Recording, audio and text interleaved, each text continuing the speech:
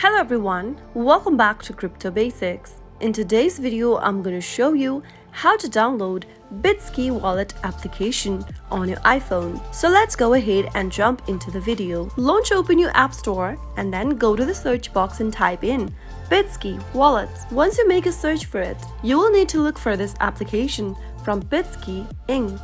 Bitski wallet is one of the wallets that anyone can use, allowing you to access Web3 and crypto sites, store and manage your NFTs, track the value of your wallets, and much more. Simply go ahead and tap the Get button and begin the download process for the application. And once the application is downloaded and installed, simply open the application on your device.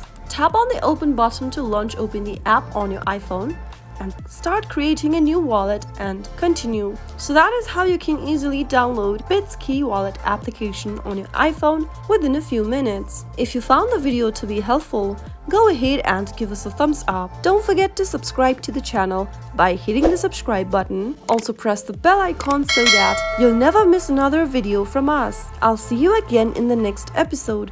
Goodbye till then.